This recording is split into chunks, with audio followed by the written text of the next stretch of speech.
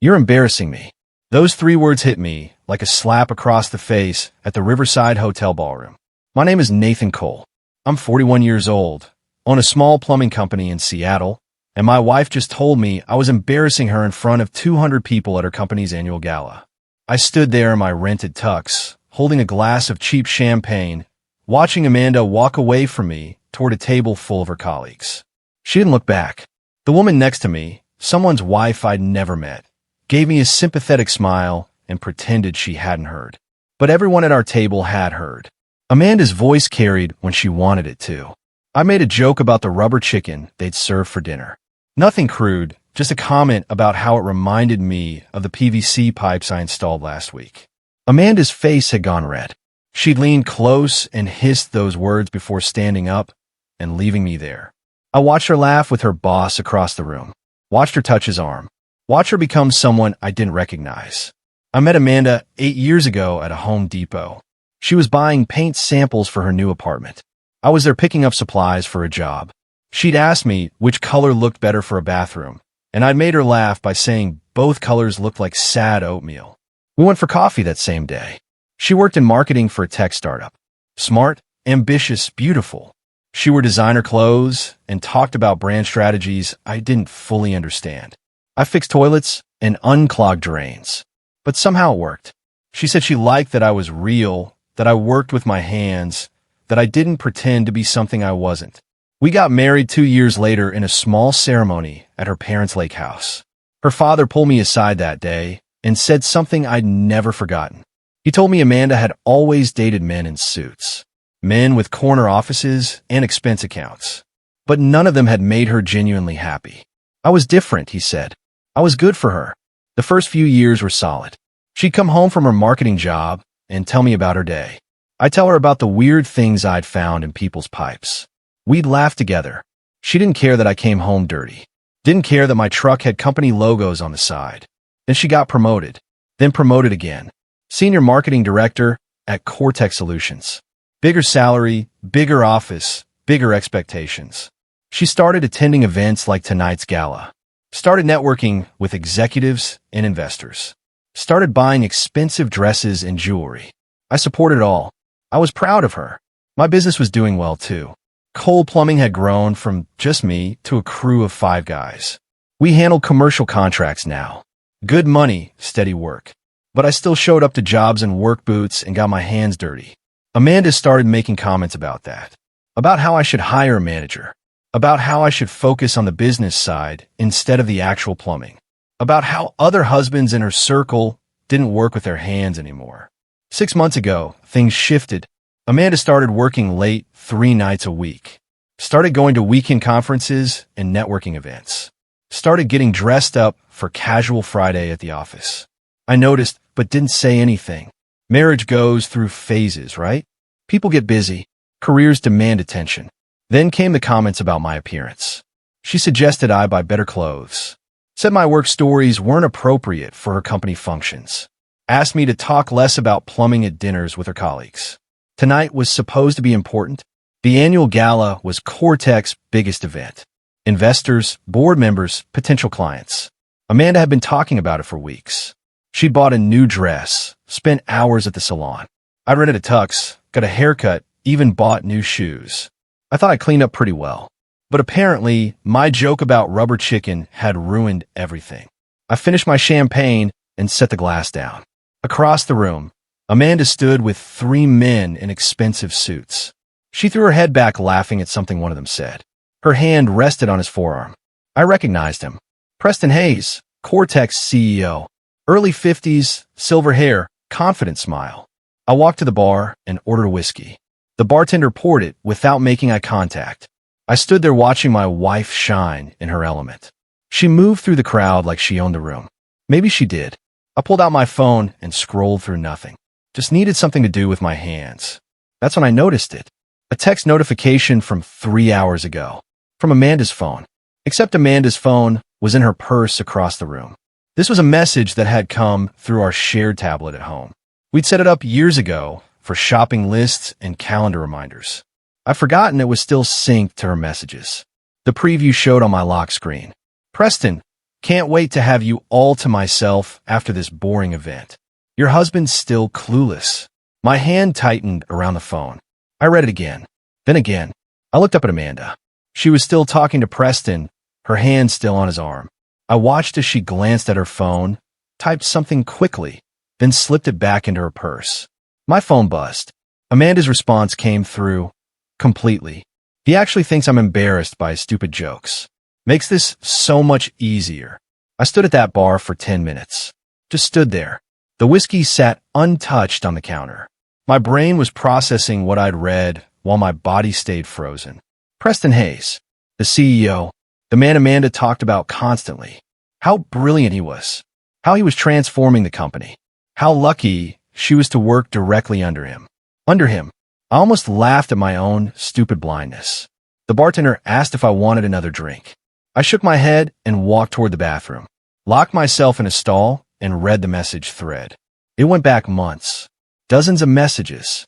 Some sweet, some explicit, all of them proving that my wife had been sleeping with her boss for at least 4 months. Maybe longer. They met at hotels during her late work nights. They spent weekends together at conferences. That trip to San Francisco last month, the one she said was mandatory for the marketing team, just her and Preston at the Four Seasons. I sat on that toilet, reading my marriage dissolve into screenshots. Then I started thinking about embarrassment, about how Amanda said I embarrassed her tonight, about how she was embarrassed by my blue-collar work, my jokes, my existence in her corporate world. I walked back to the ballroom. Amanda was at our table now, talking to 2 women I didn't know. She glanced at me, and her expression tightened. I sat down next to her. She leaned toward me and whispered through a smile, "Can you please just sit there quietly? You've already made enough of a scene." I nodded and said nothing. She turned back to her. But the story wasn't over yet. 3 weeks after the Henderson contract termination, Nathan called me into his office. Victoria was there, sitting in the chair across from his desk with red-rimmed eyes and tissues in her hand. "Mara, please sit down," Nathan said. His voice sounded tired, like he'd aged years in the past months. I took the remaining chair, positioning myself to see both Nathan and Victoria. "We need to discuss what happened with the Henderson contract," Nathan continued. "Victoria has something she wants to say to you." Victoria looked up at me, her usual confidence completely gone. "Mara, I owe you an apology. I was wrong to exclude you from the contract negotiation, and I was wrong to say you were irrelevant to the process." I nodded but remained silent.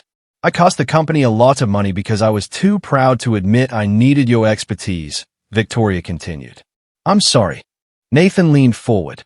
"Mara, I know Victoria's actions put you in an impossible position. You tried to help, and she refused your input. But I need to ask, why didn't you come to me directly when you realized the contract had problems?" This was a question I'd been expecting. I chose my word carefully. "Nathan, Victoria made it very clear that she had full authority over the Henderson deal and that my input wasn't welcome. When I tried to review the contract, she told me she had everything under control. I respected her decision-making authority." "But you knew the contract was problematic," Nathan pressed. "I suspected it might have issues, but Victoria was confident in her negotiation. I assumed she had information or assurances that I wasn't aware of. It was technically true, if not complete truth." Nathan studied my face for a long moment. He was a smart businessman, and I could see him working through the implications of what I'd said. "Mara, in the future, if you see potential problems with any contract or business decision, I want you to come directly to me, regardless of who's handling the negotiation." "Of course," I agreed. Victoria shifted in her chair. "Nathan, I think we should also discuss my role going forward. Maybe I should step back from business operations and focus on other areas." Nathan's expression was unreadable. "We'll discuss that privately." After I left Nathan's office, I returned to my desk and opened my email. There was a message from James Henderson with the subject line, "Thank you." I opened it with curiosity. "Ms. Daniel, I wanted to personally thank you for your professionalism throughout our recent contract negotiations. While the business relationship with Walsh Industries didn't work out as planned, I was impressed by your expertise and integrity. Henderson Manufacturing is always looking for talented contract professionals, and I'd be happy to discuss potential opportunities if you're ever interested in a change. I stayed at the email for several minutes. James Henderson knew exactly what had happened. He'd structured the contract to take advantage of inexperienced negotiators, counting on Walsh Industries' normal review process to catch the problems and force renegotiation. When Victoria excluded me from the process, Henderson saw an opportunity and took it. The beautiful irony was that Henderson respected my expertise more than my own company had, at least until Victoria's costly mistake forced everyone to recognize my value. I deleted the email without responding, but I saved Henderson's contact information, just in case. 6 months later, Walsh Industries had fully recovered from the Henderson debacle. Our new supplier provided higher quality materials at better prices, and our production efficiency had returned to normal levels. Victoria gradually faded from active involvement in company operations. Nathan never officially announced her departure, but she stopped attending meetings and rarely visited the office. The few times I saw her, she looked tired and embarrassed. Nathan, meanwhile, treated me with new respect. He gave me a significant raise and expanded my responsibilities to include review of all major business decisions, not just contracts. I should have trusted your expertise from the beginning, he told me during my performance review. Victoria's mistake taught me the value of the systems and people we already had in place. The other employees noticed the shift in my status. People who used to treat me as just another mid-level manager now sought my input on important decisions.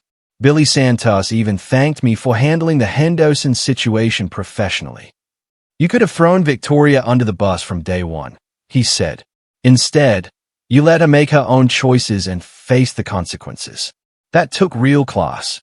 I appreciated the sentiment, but the truth was simpler. I hadn't needed to throw Victoria under the bus. She'd done it herself by refusing to recognize the expertise right under her nose. Sometimes the best revenge is just letting people reveal their own incompetence. The Henderson contract crisis had transformed me from an irrelevant employee into the person Nathan consulted before making any major decision. Victoria had been wrong about many things, but she'd been especially wrong about my relevance. A year later, I was promoted to Vice President of Strategic Operations, with direct oversight of all major contracts and business partnerships. My salary had doubled, and I now had the corner office that used to belong to the previous VP who'd retired. Nathan announced my promotion at the company-wide meeting, praising my expertise and professionalism throughout the Henderson situation. Mara's careful review and management of our business relationships has saved Walsh Industries millions of dollars over the years, he told the assembled employees. Her promotion recognizes the critical value she brings to our organization. After the meeting, several colleagues congratulated me on the promotion. A few mentioned how different things might have been if I'd been involved in the Henderson negotiation from the beginning. Water under the bridge, I replied diplomatically. That evening, I was packing up my old office when I found a folder I'd forgotten about. My original notes on the Henderson contract from 10 months ago. Page after page of warnings about vague language, undefined terms, and potential penalty triggers. All the problems that eventually cost Walsh Industries $500,000 had been identified before Victoria ever signed the contract. I looked at those notes for a long moment, then fed them into the paper shredder beside my desk. There was no point dwelling on what might have been. Victoria had called me irrelevant and excluded me from one of the most important contracts in company history. In doing so, she'd inadvertently proven just how relevant I actually was. Sometimes the best way to demonstrate your value isn't to fight for recognition. It's to let others discover what happens when they try to succeed without you. The Henderson contract had been Victoria's moment to shine. Instead, it became the spotlight that revealed my indispensable role in keeping Walsh Industries profitable and protected. I smiled as I turned off the lights in my old office. Tomorrow, I'd start working in my new corner office with a view of the city skyline. Irrelevant employees don't get corner offices. But then again, I'd never been irrelevant in the first place. Thought the board should know their CEO was having an affair with a subordinate and using company resources to facilitate it. I ended with a simple statement. I trust you'll handle this appropriately. I'm making this information available to ensure corporate integrity. Then I pressed send. 5 times. Monday morning arrived. Amanda left for work early, excited about her upcoming promotion.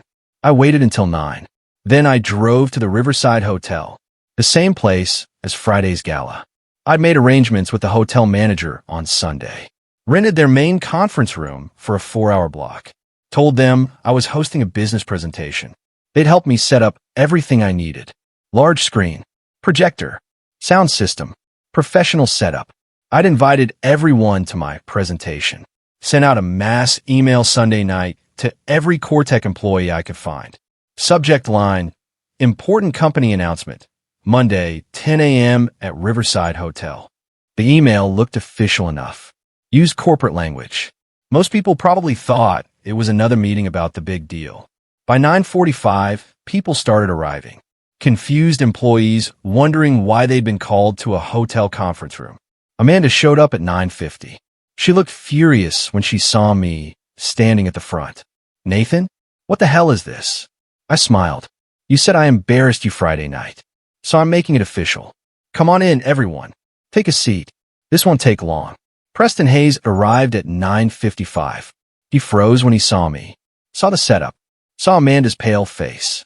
Security tried to stop me. Preston stepped forward. Everyone, there's been a misunderstanding. Please return to the office. This isn't an official company meeting. I held up my hand. Actually, it's not a company meeting at all. It's my meeting. I rented this room. These people came because they got my invitation. They can leave if they want, but they might want to hear what I have to say first. About 40 people had shown up. Some were already leaving, but most stayed, curiosity winning out. Amanda hissed at me. Stop this right now. Why? You said I was embarrassing. I'm just living up to expectations. I clicked the remote. The screen behind me lit up. For those who don't know me, I'm Nathan Cole. I own Cole Plumbing. I'm also Amanda Cole's husband. Well, soon-to-be ex-husband. As of this morning, divorce papers have been filed. Amanda's face went from red to white. I clicked again. The first screenshot appeared. Messages between her and Preston. I'd blurred out the explicit parts, but left enough to show the nature of their relationship. This is my wife and Preston Hayes. Your CEO.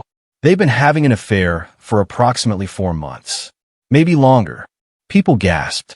Someone started recording on their phone. Preston moved toward me, but hotel security stepped in. I kept clicking through slides. More messages. Photos of them at hotels. Receipts from company accounts. Now, I'm not here to talk about the personal betrayal. That's between me and Amanda. But you all work for this company. You deserve to know that your CEO has been using company resources for his personal affairs. Hotel rooms charged to corporate accounts. Trips disguised as business travel. Company time spent conducting an inappropriate relationship with a subordinate. Amanda tried to grab my laptop. Security stopped her too. Preston was shouting about lawyers. About defamation. I kept my voice calm. Everything you're seeing has been documented and verified. I've already sent this information to your board of directors. They received it last night. I believe they're meeting about it right now. Actually, I clicked to the final slide. It showed the message where Amanda told Preston I was clueless, where she talked about waiting until after her bonus to tell me. My wife said I embarrassed her at your company gala. Made a joke about rubber chicken that wasn't appropriate for a corporate world. She's probably right. I'm just a plumber. I don't understand the sophisticated culture of companies like Cortec. I looked at Preston, but I do understand integrity and accountability. Things your CEO mentioned in his speech Friday night, right before he danced with my wife. The room was silent. Then someone started clapping. Slow clap from the back. I recognized her. Brenda from Friday night. She stood up. For anyone who doesn't know, I'm Brenda Wu, Finance Department. And I think we all owe Nathan an apology. More people started standing, not clapping, just standing, showing solidarity. Preston was on his phone, probably calling lawyers. Amanda was crying. Real tears. Not the manipulative kind. The kind that come from watching your life implode. I packed up my laptop. That's all I wanted to say. You can all go back to work now. Or maybe wait for an official announcement from your board. I hear they don't take ethics violations lightly. I walked toward the exit. Amanda grabbed my arm. Nathan, please. Can we talk about this? You had months to talk. You chose not to. I was going to tell you. After the bonus. I was planning to be honest. I looked at her. You were planning to take your bonus money and leave with Preston. That's not honesty. That's strategy. Preston approached. You've made a huge mistake. This will cost you everything. I smiled. I'm a plumber. I've dealt with bigger messes than this. Then I left, walked out to my truck, and drove away. My phone started ringing immediately. I didn't answer, just drove home in silence. By noon, the story was everywhere. Someone had posted video from the conference room. It was spreading across social media. Core-tech employees were sharing it. Local news picked it up. CEO caught an affair with employee by scorned husband, the headlines read. I spent the afternoon at a job site. Fixed a commercial kitchen's drain system. The restaurant owner had seen the news. He knew my name from the company truck. Hey, you that plumber guy? The one who exposed the CEO. I nodded and kept working. Good for you, man. She had it coming. I finished the job and headed home. My phone had hundreds of notifications. Messages from people I hadn't talked to in years. Some supportive, some asking for details, some from reporters wanting interviews. I ignored all of them. Jack Foster called at 4. Board fired Preston an hour ago. He's out. No severance. They're conducting a full investigation. What about Amanda? She's been placed on administrative leave pending investigation. They're reviewing all her expenses and projects, looking for any other ethics violations. Her promotion? Jack laughed. Definitely not happening. Her bonus might not happen either. Depends on what the investigation finds. Tuesday morning, Amanda came to the house. I'd changed the locks Monday afternoon. She rang the doorbell for 5 minutes before I answered. She looked terrible. No makeup, hair pulled back, sweatpants, and an old t-shirt. We need to talk, she said. I stepped outside. Didn't invite her in. I'm sorry. Nathan, I'm so sorry. I don't know what I was thinking. Preston, he just made me feel important. Made me feel successful. I got caught up in it. You made yourself feel important. Preston just happened to be there.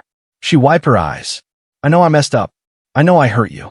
But did you have to humiliate me like that? In front of everyone? I stared at her. You told me I was embarrassing.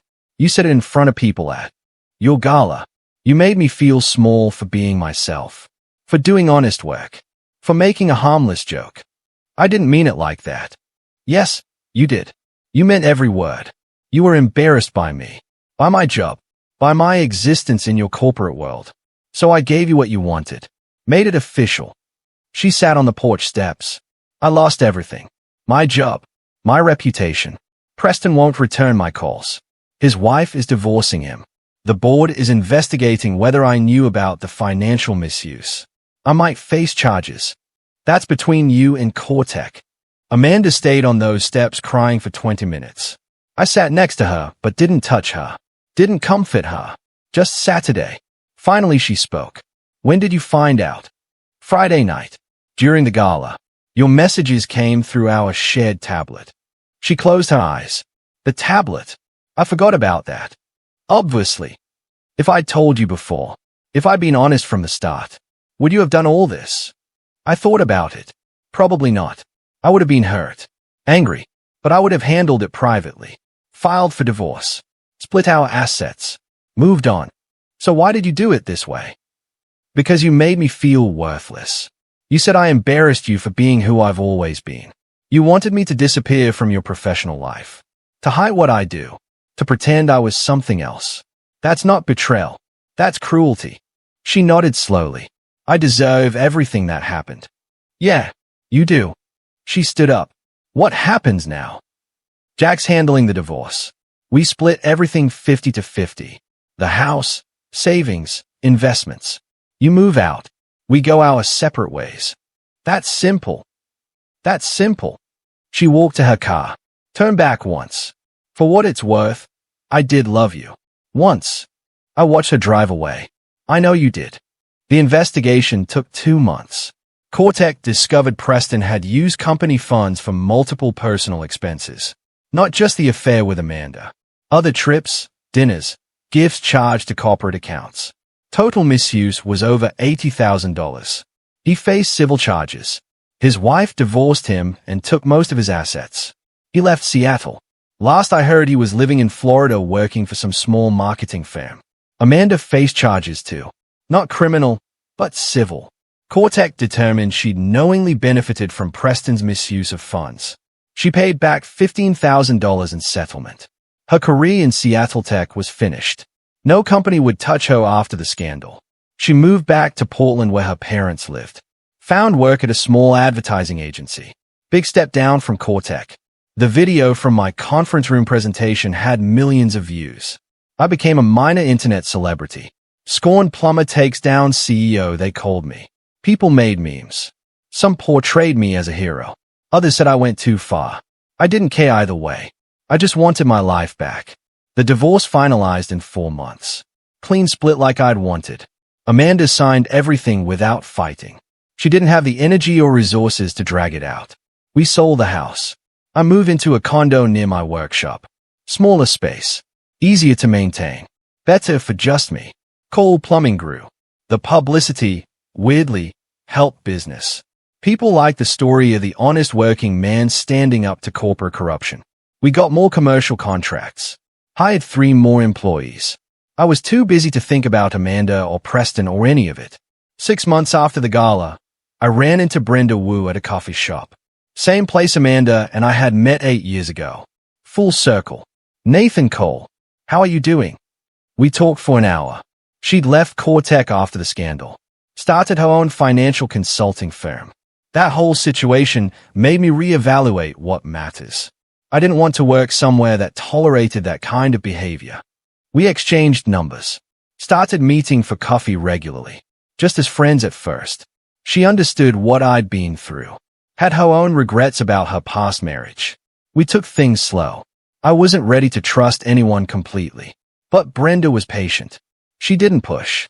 Didn't have expectations. Just showed up consistently. 8 months after the divorce, we went on our first official date. Dinner at a small Italian place. Nothing fancy. I wore jeans and a button-down shirt. Brenda wore a simple dress. We talk about normal things. Work, family, books we'd read. No corporate culture. No status games. Just 2 people being honest with each other. A year after the gala, I got a message from Amanda. Just a text. Simple. I saw you were seeing someone. Good for you. You deserve to be happy. I didn't respond. There was nothing left to say. My life had moved forward. Brenda and I were serious now. Talking about moving in together eventually. Cole Plumbing had its best year ever.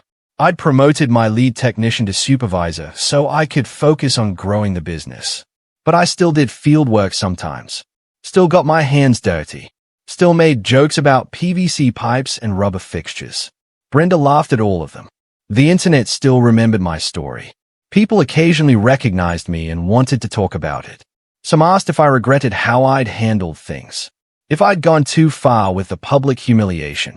I always gave the same answer. My wife said I was embarrassing her. I just agreed and made it official. Most people laughed. Some understood the deeper point. You can't treat people like they are beneath you and expect no consequences. You can't humiliate someone for being authentic and expect them to stay silent. Amanda had spent years climbing her corporate ladder, built a successful career, and threw it all away because she was embarrassed by the man who'd supported her from the beginning. Preston lost his position, reputation, and marriage because he abused his power and betrayed trust. 2 years after that gala, I was a different person. Not bitter, not angry, just clear about what mattered. Brenda and I got engaged at the same coffee shop where we'd reconnected. Simple proposal. No fancy production. Just honest feelings and a shared future. Cole Plumbing continued growing. We landed a major contract with a hospital system. My crew was up to 12 people now. Good people. Hard workers. I treated them with respect. Paid fair wages. Nobody felt embarrassed about being a plumber. I still thought about that night sometimes. Standing in the Riverside Hotel ballroom, watching my wife tell me I was embarrassing. Watching her touch Preston's arm and laugh at his jokes. Reading those messages about how clueless I was. Some people said my revenge was too harsh. That I destroyed 2 careers and made a private matter public. Maybe they were right. Maybe I should have handled it differently. But Amanda had tried to make me feel small for being who I was. For doing honest work. For existing in her world. So I showed her and everyone else that honest work and honest living had value. That corporate titles and expensive suits didn't make you better than anyone else. That embarrassment cuts both ways. I agreed I was embarrassing, and I made it official. Sometimes that's exactly what people need to hear.